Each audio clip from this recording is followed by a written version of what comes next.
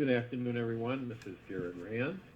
Welcome to the Global Guided Meditation Call for Tuesday, August 8th, 2023, 3:15 p.m. Eastern. We'll be having a time for change call tomorrow night at around 9 p.m. Eastern. And we'll have a reverse aging health call with special guest Michael Thomas on continuing information from the Halo Systems Advance. The thing that you don't hear many people talk about, that what is the biggest grip on this civilization? How do you control 8 billion people, planetarily wide? How do you do it? What is the main culprit, even though it's an illusion, that keeps people from acting on anything for themselves and their lives, with just about anything that keeps them from acting? What do you believe it is? And it isn't even real. It's an illusion. Fear. Look at the examples that life has given us. Whenever you see people in fear, they will not act. They won't act. They'll run, they'll hide, they'll scream, they'll yell, but they don't act out of fear. Now, some people will, depending on the situation. If you got, this is where heroes come from, the word hero, where someone is seeing other people suffer needlessly and overcomes their fear with courage. So actually, we need the fear to instigate our move into courage. That's what fear is best for. Now, on the other applications in this life, fear is not pleasant. Most people carry it. It's fear of what? Fear of losing a home, fear of losing the body, fear of many things that keep us in check. We don't overcome our fear with courage. A lot of people don't. But some people will. They'll overcome it. They'll go from fear to courage. And without fear, you can't have courage. So all these things play really impactful roles while we're in these bodies to teach us. And, trusting fear, trusting energy, this energy, this so-called fear energy, comes from a spiritually advanced understanding that we live in a divine, benevolent, conscious universe that never makes a mistake. It has no room for consciousness. Coincidences, there aren't any. This all-intelligent, life-giving universe is always on our side and knows exactly what ingredients are needed for our enlightenment. And when you let that sink in, and you're open to it, and you embrace it, by accepting this paradigm into every cell in our bodies, we can start to understand how fear is our greatest teacher and best friend. By knowing the loving universe is always working in favor, we can relax more, take the risk to snuggle up to our fear, and get a closer look underneath. It just to see what it truly is and why it is actually there. Because we eventually will become fearless. Not blindly fearless, where, like putting your hand on an oven, for example, because you have courage and you're fearless. No, not that type of fearless. Fearlessness where we're not afraid of things. We're just not afraid anymore. We understand it. We understand its position. We understand why it's in our lives. See, we're always practicing. We don't know a lot of it. We don't know how much we are practicing, but we are practicing. When you get up in the morning, I guarantee you do the same thing every morning. Then something happens. Something happens out of the clear blue, right? You're called into a meeting that you had no idea was going to happen, or emergency happens. Friend needs your help, whatever. And, you get that proverbial call when you're half asleep in the morning, and someone's frantic on the other line. They need your help. How soon can you be there? And you kind of like, I'll be there as soon as I get dressed, and you don't follow your routine. It's all eliminated.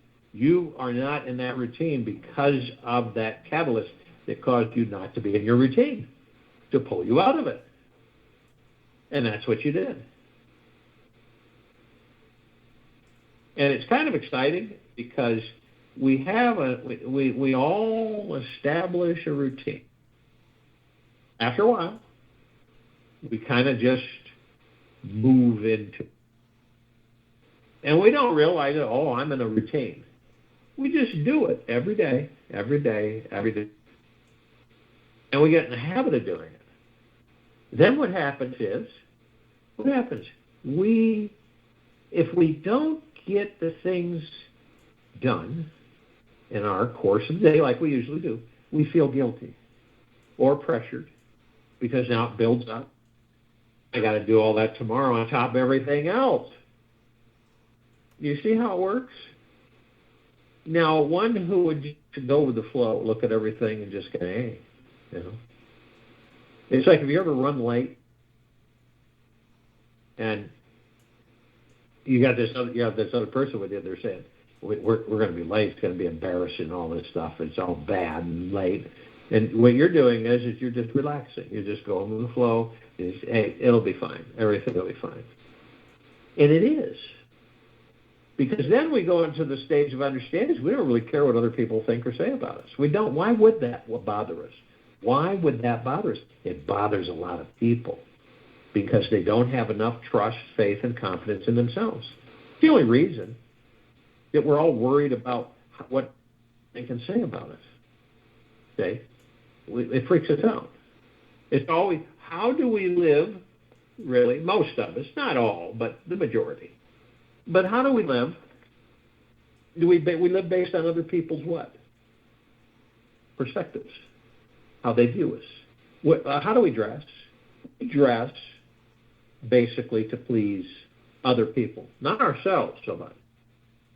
Because we're concerned about how we look. Aren't we?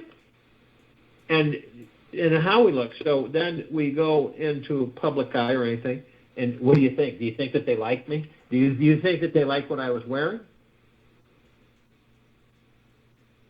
Rather than just being yourself and getting into that construct where you are yourself, it doesn't bother you. You're never alone. Say. And you may think you are, but you're never alone. You have the God within you, which is connected to all that there is, ever has been, ever will be, ever beyond, and forever. And that's a fact. That's not something made up. That's basically as true as you can be. Fear keeps us from experiencing life.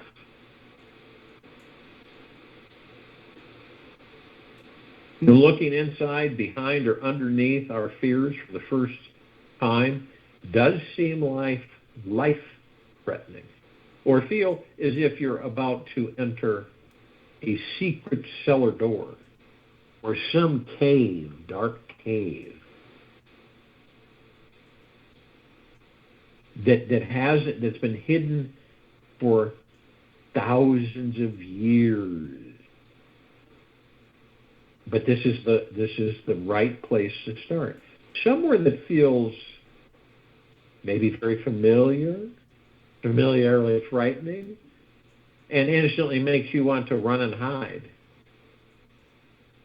We know the mind is a genius of avoiding what it needs to confront, right? It's a genius of avoiding what it needs to confront.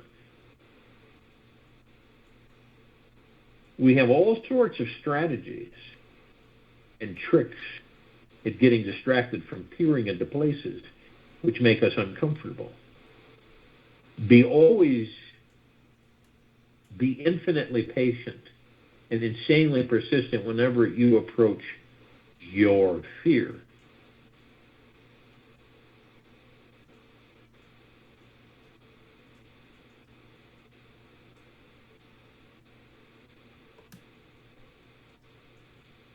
Now, some of the analytical people, you might be a bit analytical and wondering, how does one actually look underneath a fearful feeling?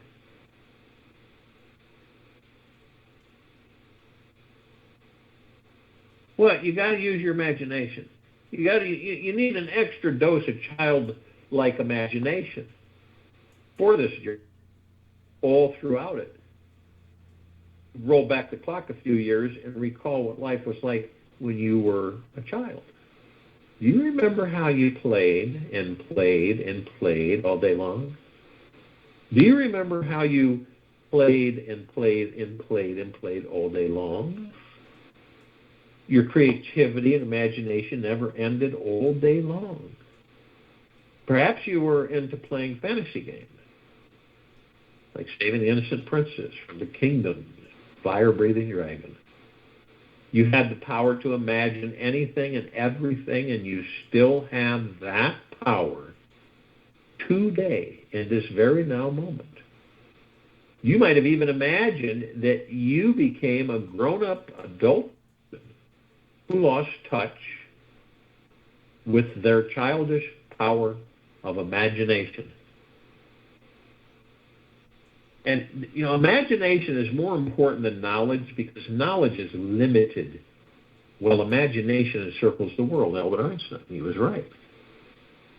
Circles the universe, all existence.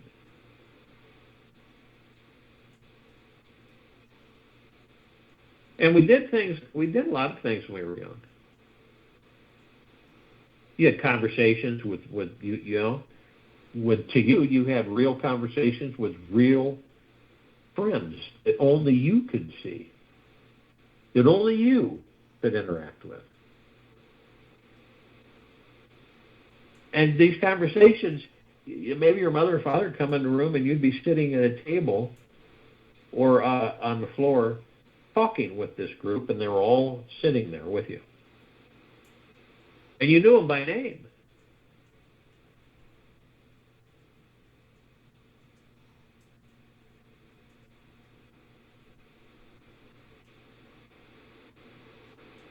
Or even further out. Did you ever wonder if a banana could talk, what it would be like? Or if a rock could talk? Or a tree? Or a bush? Or any of the animals could talk?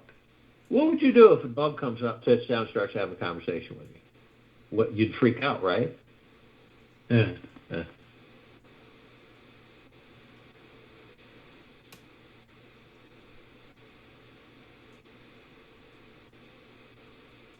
It's like, did you ever wonder how the sunset colors would taste if you could lick them?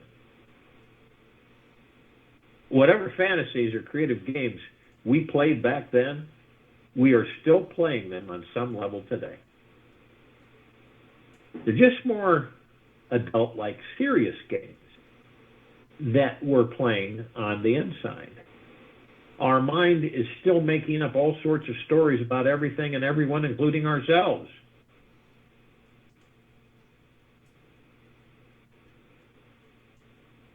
Our imaginations in this very now moment are creating everything in our lives. Everything. Our imaginations are responsible for creating every fear that we have right now. Since it has created all of our fears, it also has the power to stop creating them and invent something totally brand new. Our imaginations are always on. There's no off switch. They're always on. Always forming new movies inside.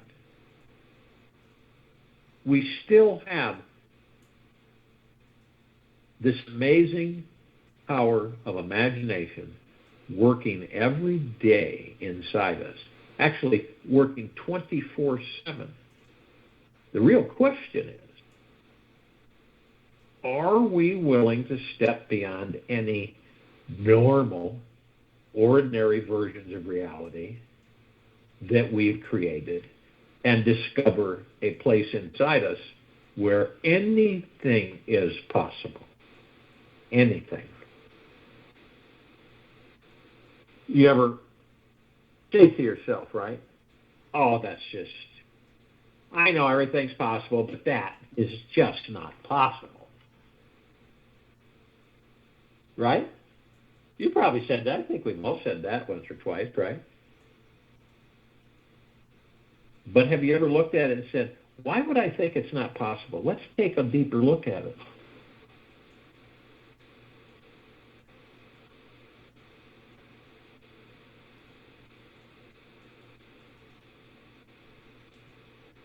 And then you start understanding. It's like someone says to you, right? I'll give you an example because we don't.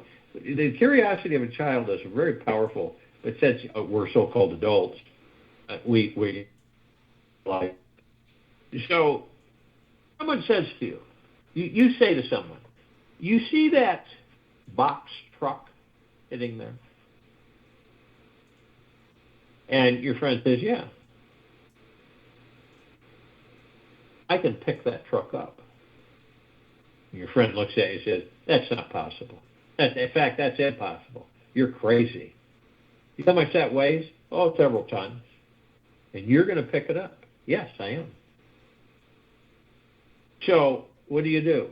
You pull a crane in and you pick the vehicle up. You're the one picking it up. You're using the crane to pick it up. It becomes possible. And you can do it. You see, it's how we view things. Not just on the surface, but how we go about them, which makes everything possible and anything possible. It just depends on our perspective. Anything is possible. Our imagination is, you cannot, you can't. You can say it's extremely powerful, but that doesn't describe it. You can say it's omnipotently powerful, but that doesn't describe it either. I don't think there's a word to describe it. It is so powerful. Now, you could yourself, and maybe you've experienced this, you just notice what happens inside your mouth. You imagine biting into a super spicy taco covered in hot sauce, right? You can just, everything starts working, right? The salivary glands start firing up as the body reacts to whatever the mind sees inside. When we get hooked in imagining something we don't want to see, cannot accept, cannot understand or relax with, then our body continues to react in flight or fight mode each time. After a few repetitions, fearful chemicals can instantly form inside our brain whenever we have that thought pattern again. It's like you go out to dinner with a friend, right? Or a loved one, whatever, and you go out to dinner and you decide to get a little out of your box because you're not going to order the same thing that you always order. I'm going to try something different. So you order something different. And to you, it tastes really good. And wow, this is really amazing. And then all of it, then within about 20, 30 minutes, you start becoming very sick. I mean, really, like you're going to upchuck the Empire State Building. And it's horrible. And you run to the bathroom, and you're hugging the toilet bowl, and it's just, where's it all coming from? And so it finishes. Now that has left, it's called an engram in the brain. And it's there. And so you go to dinner, right? You go to dinner. You see this dish, and you get this sick feeling. And you immediately say, no, I'm not going to have that. Why not? It's a good dish. No, I had that once, and I got deathly sick. I'm not going to have that, period. And no one's going to, but you're done. You did one type thing.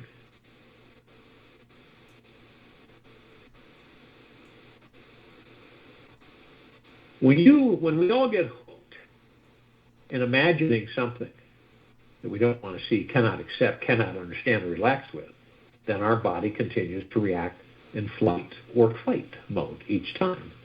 After a few repetitions, fearful chemical can instantly form inside our brains whenever we have that same thought pattern again, even thinking about it.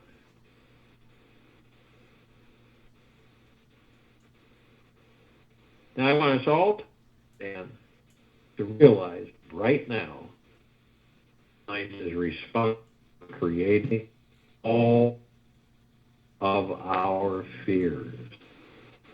Every terrifying, heart-beating, panic-driven, life-freezing sensation we've ever had came completely from our imagination. The trust is our mind, is the trust our mind is making a movie all the time. Just know it. It seems very real, yet it is still just a movie inside the screen of our mind. That which is real never changes. The constant stream of pure white light, awareness, in the back of the cinema show, this light is what's projecting all the images that we're seeing on the screen. If and when we want to become authentically fearless, we must take full responsibility for our inner movie show and get in touch with what our deepest, darkest, fearful movie truly is. This is not just about getting over, like some of these movies, Halloween, Friday the 13th, Nightmare on Elm Street, horror movies, right? That are some of our greatest fears, yet dealing with the real fears which are blocking us from creating the lives we want to live.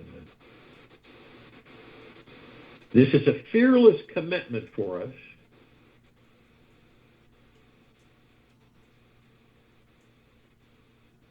And it is that we will stop avoiding fear for the next 21 days of our lives and instead explore it with a childlike curiosity.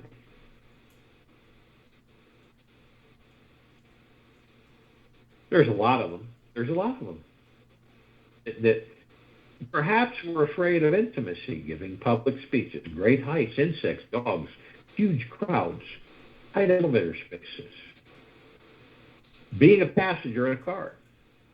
I know a lot of people that can't be a passenger in a car because they get really uneasy. They get fearful. They'll break out in sweats. They get very irritated. They want to be the driver. Take a few minutes right now and visualize an extensive list of everything that makes you cringe, want to run, scream, or hide. Include everything you can think of. Write it down until you are empty. Take as much time as you need in making your fear list. It can be one of the most liberating things you will ever do this year or your entire life.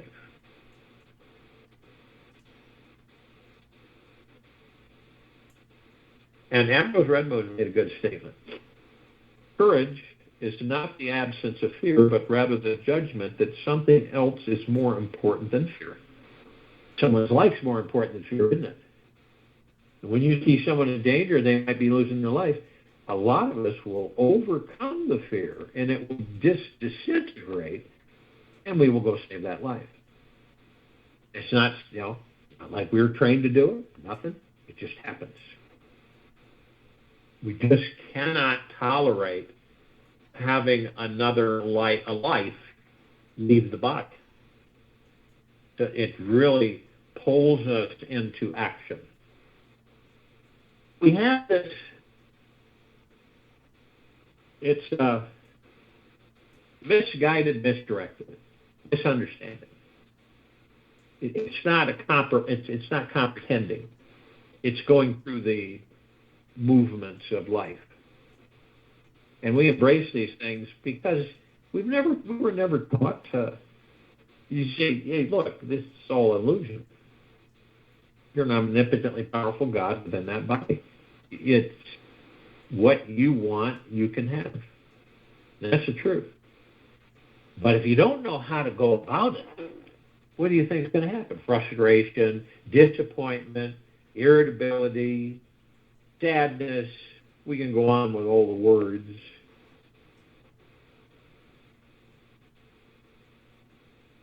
You realize that every fear is created from your imagination. And the interesting thing is, and I don't believe that many of us know this,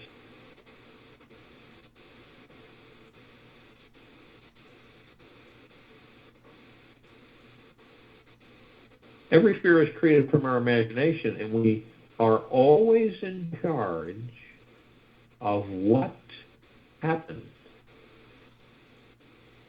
So a good direction is just relax and enjoy the scary ride. You may want to rely on your inner light to guide you through the darkness and trust the fear exploration process. This is why a deep curiosity is needed, to constantly shift you into excitement mode. The most amazing treasures in this life, are hiding in the last place we would think to look.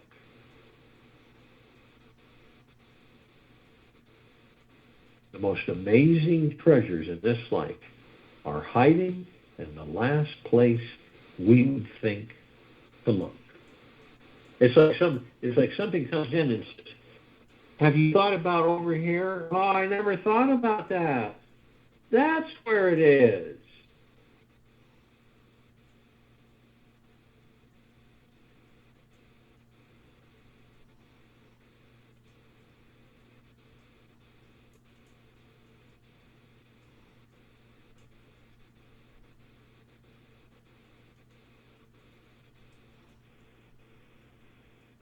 And it's interesting because all of us who are truly what we are in these bodies is spirit.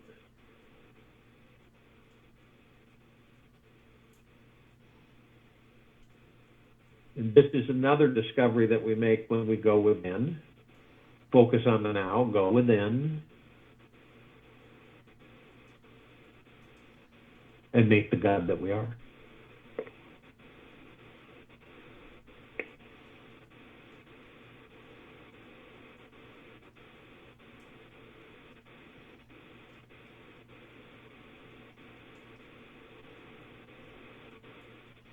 And you could state and state and state. In fact, some people could sit and watch others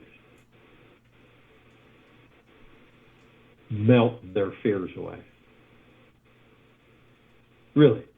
Some people could watch others going with the flow. Why aren't they fighting the current? Everybody fights the current. How come they're going downstream? Downstream thinking. But see, then you have those that believe that you got to be serious. You got to be serious. You can't take this life lightly. This is serious. Life's serious.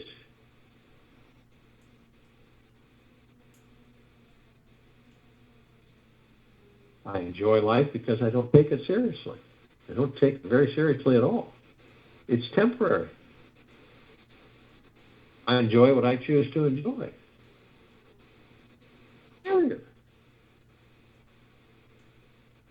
It's quite interesting, isn't it?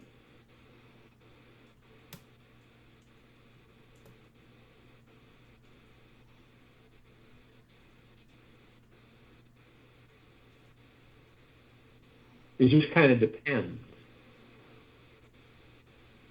on our perspective on every one of us. While in these bodies, how we were programmed growing up, what our perspectives are, how we view things, how we were trained and programmed to believe certain this and that. It's all there.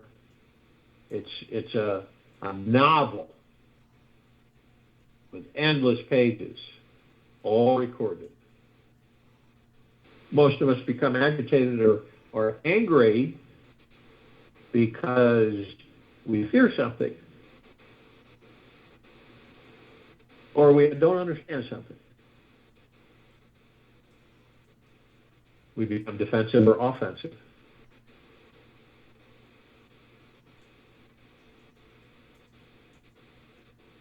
Some people say you're a very offensive person.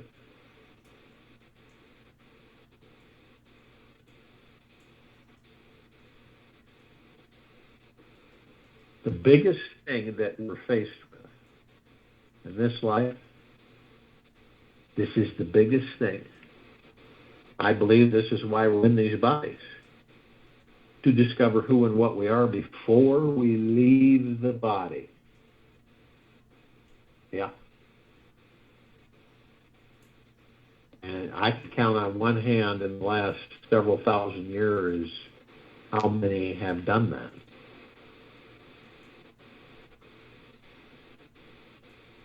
When you leave the body, first off, fear is gripping when you're still in the body, but you know that you're going to be leaving it. Right in this now, the way things are on this planet right now, you know you're going to be leaving it. Now, you have not discovered who and what you are. So when you leave the body, you still believe, for a period of time, you still carry the body.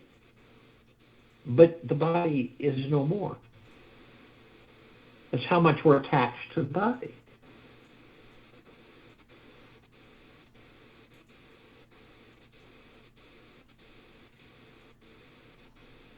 And guess what we do? This is what we do. We eventually,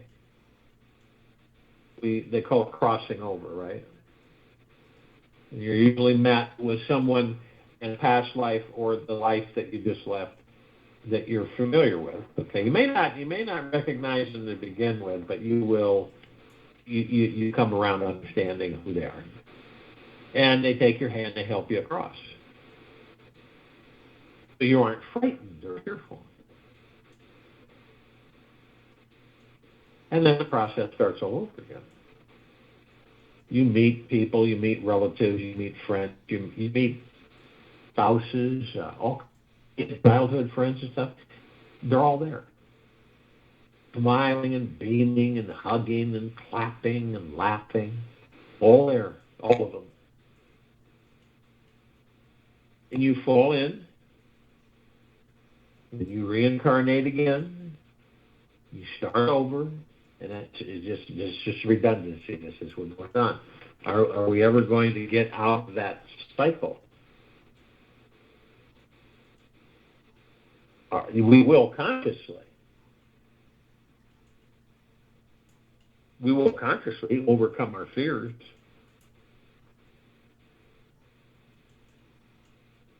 Fear is something we don't understand. It's something that if you don't understand something, it irritates you, right? Do you know how to operate this device? No, I've never seen that device before. You don't know how to operate? No, I don't know how to operate. But if you looked at that device long enough, you would be able to operate it.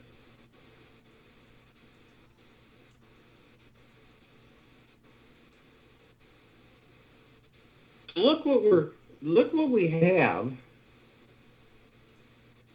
with these bodies. Right? You don't know you're the light, number one. You don't know you're God. You don't know your pure consciousness. You don't know that you're bliss, joy, happiness, contentment, patience. You don't know any of those things. All you know is that you have a body. It has 10 fingers and 10 toes. You have a body.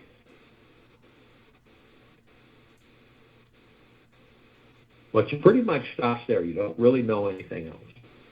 So we all have a fearless friend.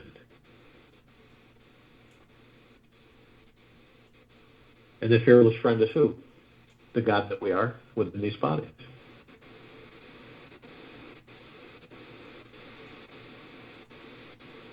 We're guided by the God. Okay? The God is who you really are. We pray to the God of who we really are, every one of us. We ask for help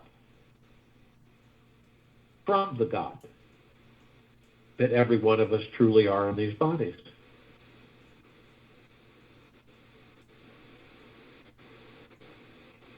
Isn't it amazing? And we don't cognitively know we are the God in these bodies. That we are omnipotently powerful, immortal, supreme beings that never die. That we just go on and on and on and on. We don't get angry. You remember you heard the old tales growing up. Behave yourself, God's going to come down and punish you. You ever been, in some shape or form, been told that when you were a kid? Now stop doing that.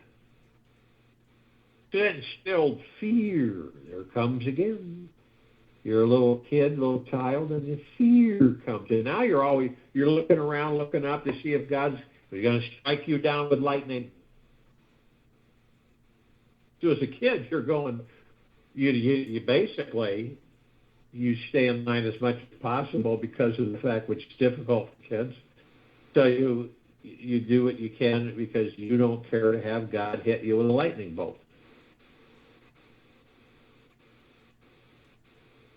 Or the one you were told you'd hear thunder in the sky, right? God's upset with you. That's the noise you hear. Can you imagine, little kid, being told that by an authoritative figure? Or the babies come from storks. These stupid things, these crazy, crazy things. When you understand anything that looks like this place hidden that you can't reach or get to, or you come across something you can't make head or tails of it. When you begin to look at things from the perspective of the God that you are, you're going with the flow, and you might say to yourself, I don't understand what's going on here, but I'm going to figure it out. And you do. You figure it out. And it doesn't take a long time to do that. It might be instantaneous. We're also here to do what? Learn how to love life. Learn how to love life.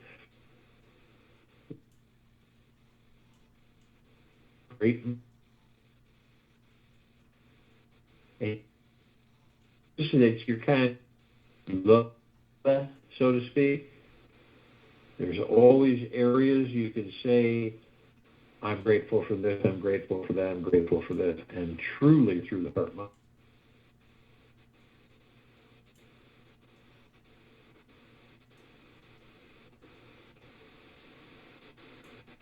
Or if you get too overloaded with that out there, take a chair, go outdoors and sit. Seriously. Just in the breeze, whatever, and just sit.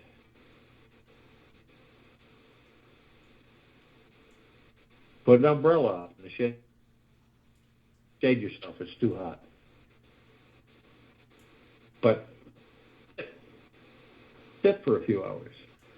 Take it all in. Take it all in, because you know it's a lot different when we're not in body. I'm not saying it's bad. I'm just saying it's a whole different way of existing. Can you imagine never being able to taste, smell, eat, make love, smile, cry, laugh? Do you imagine not being able to do any of that?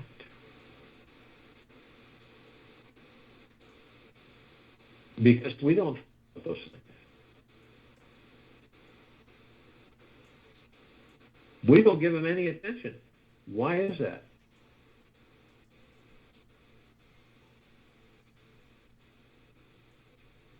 Because we take things for granted. And we pass right over them. It's time that we stop passing over them and start embracing them. I'll join you in the meditation. I'll return to close us out.